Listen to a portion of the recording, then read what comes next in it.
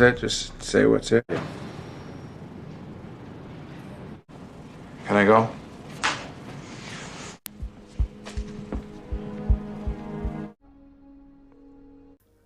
Adam menelpon bank tempat Claire bekerja, tapi ternyata Claire sudah resign beberapa hari yang lalu. Adam mulai mencurigai Claire terlibat dalam kasus ini, sehingga dia memerintahkan anak buahnya untuk menyelidiki Claire.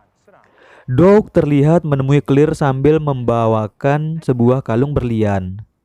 Claire sangat bahagia dengan hal ini. Kemudian, dia menceritakan pada Doug bahwa dia sudah resign dari pekerjaannya sebagai manajer bank. Doug sedikit heran mendengarnya mengingat jabatan Claire yang sudah bagus. Sayang kalau resign, kata Doug dalam hati. Doug menanyakan apa yang akan Claire lakukan setelah resign. Claire pun menjawab dia juga belum tahu akan melakukan apa, tapi dia mau mengajar secara sukarela di sebuah klub olahraga di kota itu. Dia tidak terlalu mengkhawatirkan gaji karena sudah mempunyai tabungan yang lumayan lah. Mendengar hal itu, Doug mengajak Claire untuk ikut dengannya ke Florida. Karena dia punya keluarga di sana, sedangkan di kota Charleston ini dia tidak mempunyai keluarga satupun. Claire pun bersedia untuk ikut. Care about you. I don't want to see you get hurt. Get up, Tierra.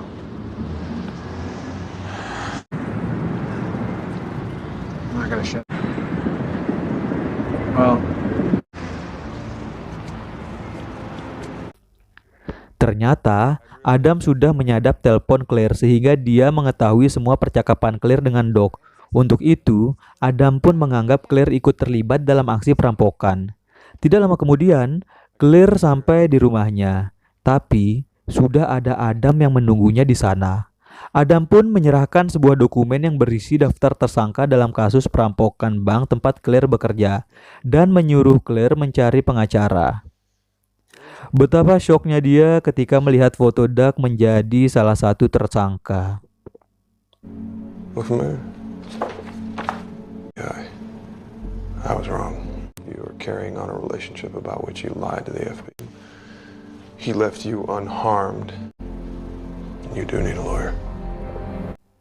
Sementara itu, Doug sedang bertemu dengan James.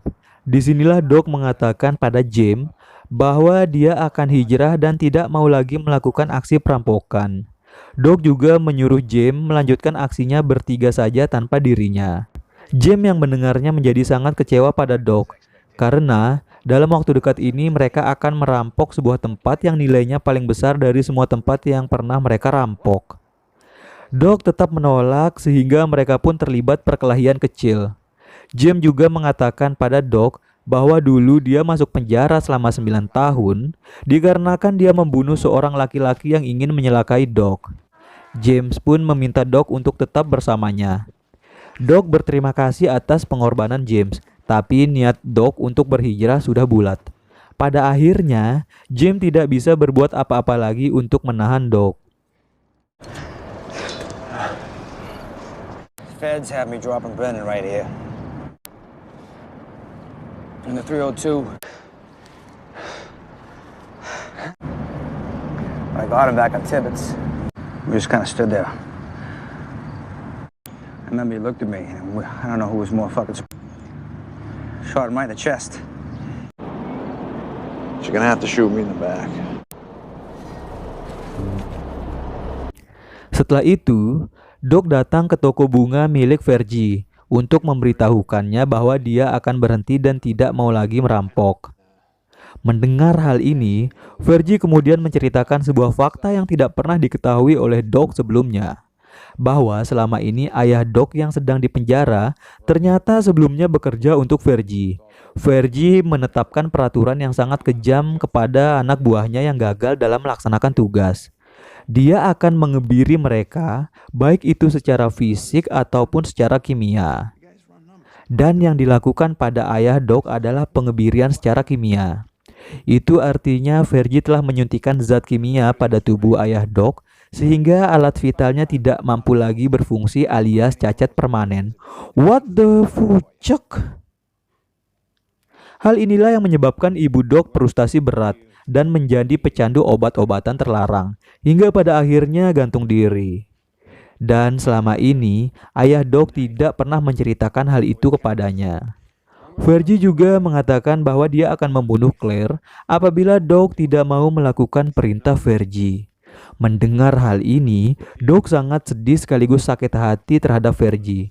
Tapi untuk saat ini dia tidak bisa berbuat The banyak. neighborhood looking for your dad. But I will if I have to. He's on the park. I don't want to send. Now I know where to find you. I hear you got a nice sweet. Doc yang khawatir dengan keadaan Claire langsung mencari Claire ke rumahnya. Di sana, dia mendapati Claire sedang frustasi dan kecewa berat karena selama ini ternyata pria yang dicintainya merupakan seorang ketua perampok yang merampok bank tempatnya bekerja dulu. Claire menyuruh Doc pergi dan mengatakan dia tidak mau bertemu lagi dengannya. You have to. It's not enough to terrorize someone. You have to. I came over here that night to tell you. When what the night you fuck do this to me? Claire, I'm sorry. See you again. Never, never. Oh no! Get out! Get out! Doc kemudian kembali menemui Vergie dan setuju untuk melakukan aksi perampokan lagi. Tapi apabila Vergie dan anak buahnya menyentuh Claire, maka Doc tidak akan segan-segan untuk membunuh mereka semua.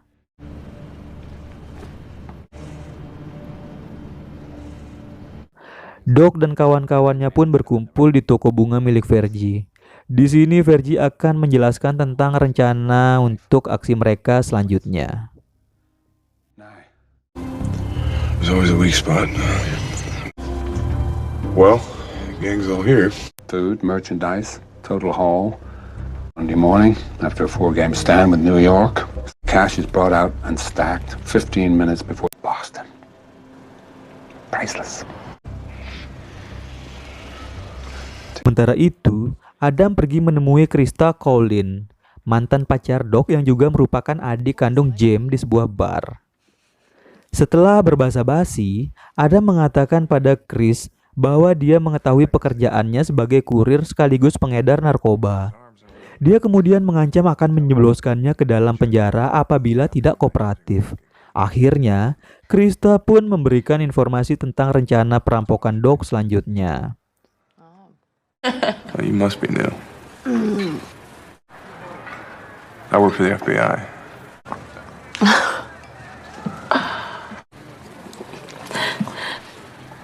You gotta taste the rabbit if you want the tail. Doesn't mean you're getting fucked though. You're a pretty decent judge of size.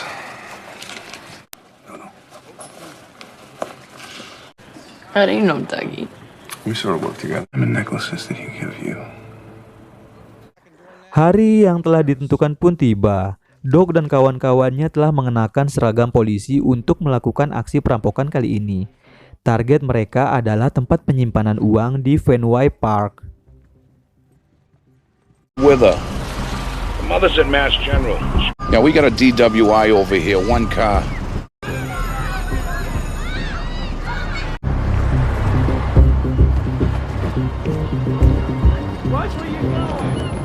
Mereka masuk ke TKP dengan menyamar sebagai anggota polisi.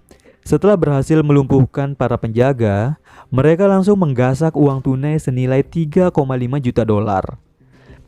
We're gonna need some IDs and we're gonna need to see everyone on the ground. Partner, ask for your ID. All right, we don't know you.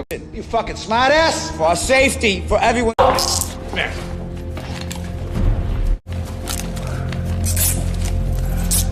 Face down. Behind your back. Yeah, I get friends of the guys at Walpole. Let me.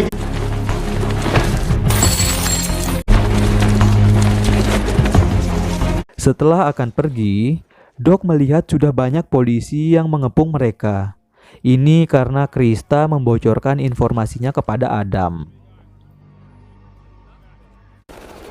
Aksi tembak-menembak pun terjadi, yang menyebabkan salah satu rekan Doc yang bernama Desmond tewas akibat terkena tembakan tepat di kepalanya, terkena headshot.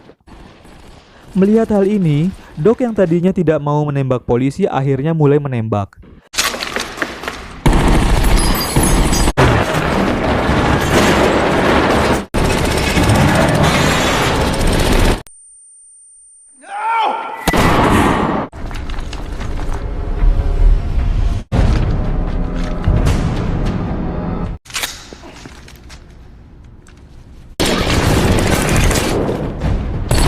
Di tengah aksi tembak-menembak, Gloansi menyarankan Doc dan James untuk memakai kembali seragam polisi mereka untuk mengelabui petugas. Sementara dia akan mengalihkan perhatian dengan cara keluar dari Fenway Park menggunakan mobil. Doc dan James pun mengikuti saran Gloansi. Tidak lama kemudian, Gloansi juga tewas ditembak oleh petugas.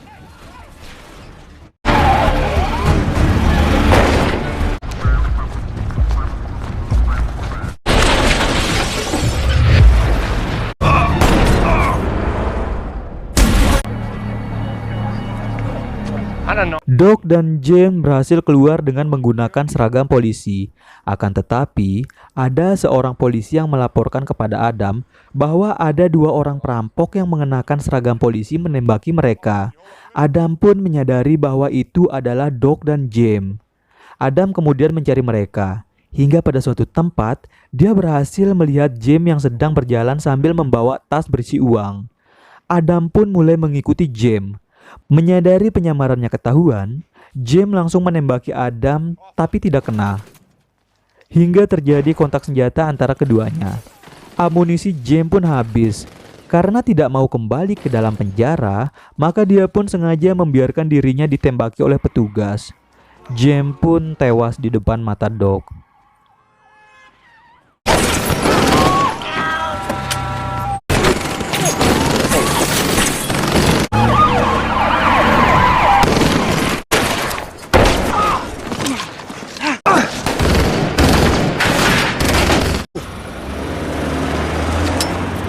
Jimmy, let me see those hands right now.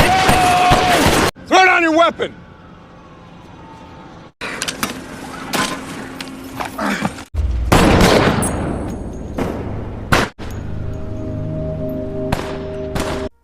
Pada akhirnya, Doc berhasil kabur dari TKP dengan mengendarai mobil polisi dan dia langsung menuju ke toko bunga milik Vergie.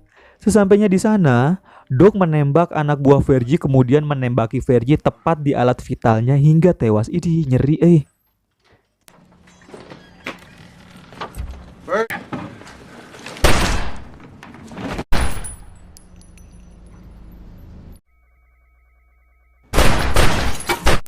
Prick.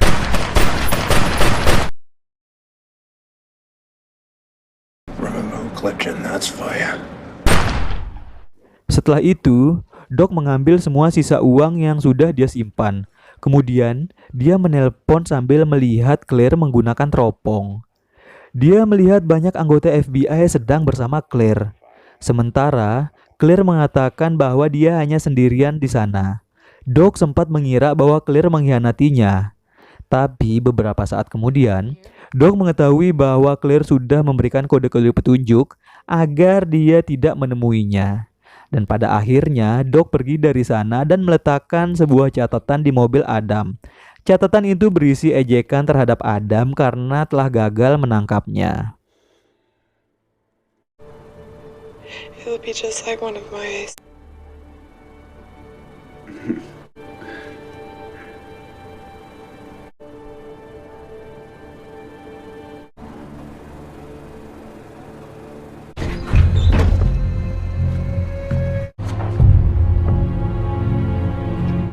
City's covered.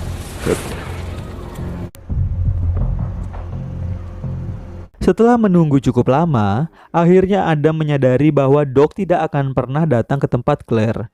Jebakannya gagal. Dia pun menyuruh semua anak buahnya untuk pergi dari sana.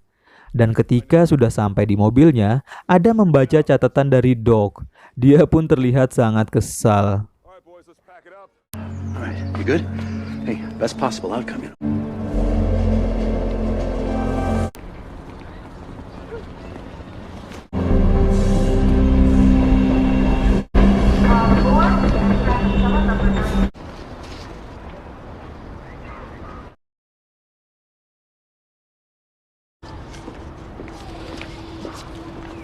Doc pergi ke Florida dengan menggunakan kereta api. Tapi sebelum pergi, Doc meninggalkan sebuah tas berisi uang jutaan dolar dan selembar kertas yang bertuliskan bahwa Dia menyuruh Claire mengambil uang itu karena Claire bisa menggunakannya dengan lebih baik. Dia juga mengatakan bahwa ketika Claire membaca surat itu, berarti dia sudah berada di tempat yang jauh. Ini bukanlah seperti yang dia rencanakan, tapi ini pertama kalinya dia meninggalkan kota ini, Charlestown. I'm leaving this city. By the time you read this, I'll be long gone. Ternyata uang pemberian Doc disumbangkan oleh Claire untuk membangun dan merenovasi gelanggang olahraga di kota Charlestown ini. Sementara itu, terlihat Doc sedang berada di rumah panggung sederhana di pinggiran sungai yang berada di wilayah Florida sambil melihat pemandangan. Dan film pun tamat.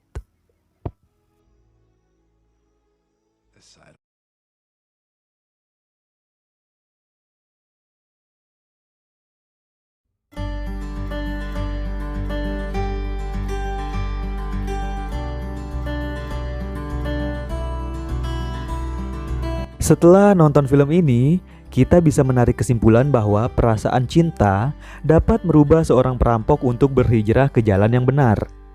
Ada fakta menarik tentang film ini, yaitu beberapa kasus perampokan bank di Amerika Serikat ternyata menjadikan film ini sebagai inspirasi mereka. Sesat. Semoga kalian bisa mengerti dengan alur cerita yang saya sampaikan ini. Kalau belum mengerti juga, kalian bisa menonton filmnya langsung di situs-situs yang ada di Google. Saya Deta undur diri dari hadapan Anda. Sampai jumpa di video selanjutnya dan jangan lupa sholat. Assalamualaikum warahmatullahi wabarakatuh.